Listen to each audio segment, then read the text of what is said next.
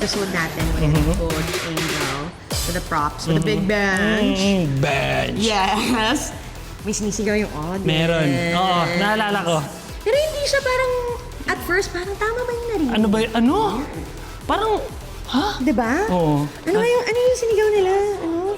Jajo. Ha? Nakaka-judge ha? Pero, judgehin na lang natin sila. Magjajohan tayo dito. Halika. So I think that will be our duo name.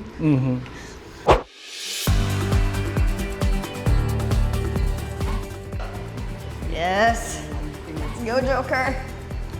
Wow! Hi, Coach! Kayo pala yun! Kaya pala, sabi nila sa akin, surprise, meron kang bagong duo na i-handle. First time. Oo nga, first time. And permanent partners. That's right. Kami na two. Okay, so dahil dyan, mag-aaral kayo ng dance hall. Let's go.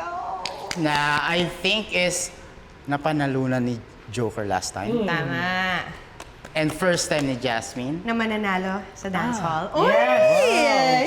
Dance Diba? hall, dance of rhyming yun. Okay? So ayun, since dance hall yung style natin, ang theme natin ngayon is festivals. Okay.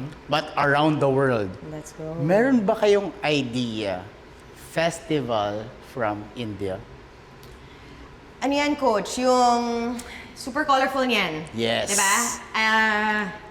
Yun. Wala akong idea, Coach, pero alam kong merong festival sa India na makulay. Oh! Oo, yan. Hindi. Gets Starts with naman! H. Holy. Holy. Holy Festival! Coach, tama. Munti ko na makalimutan kasi medyo nag-iisip-isip ako kanina. Galing mo talaga. Galing mo. Ikaw talaga. The brain is braining. Okay, so Holy Festival, gumagamit sila ng holy powder na very colorful. Then, sabog lang. With each other, sa taas, it's ano lang siya, para very bright, colorful celebration. Okay. Parang ganun. Okay. So, exciting, right? Let's go. First dance hall, and honestly, whoo!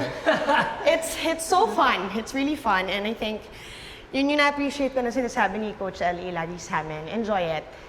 Enjoy it. It's about having fun, and the audience watching, dapat maramdaman nila from us na nag-enjoy kami. Kasi, ano yun lulusot yun para sila din parang, Ma-feel. huy, gusto kong festival sa kanila. So, kahit nakakapagod, lalo na yung bandang dulo kasi ang daming knee work! Oh. And okay pa naman, 30 plus pa lang naman. Pero, Kaya pa. Kaya pa. Kaya pa. naramdaman ko lang yung simula nung, Nangawit na, no? but it's all good. One of the trainings na ginagawa ng mga dancers is magpa-condition talaga ng katawan. Ako. Okay. Feeling ko before natin mag-run and after natin mag-run, I think we need to do this. Siguro burpees. Okay. And then high knees for now. Okay. And then oorasan ko lang kayo. Okay, Coach. Ready? Let's go! Let's go! Okay. Talon? Okay. 3, 2, 1, One, go. Hey. Hi, knees.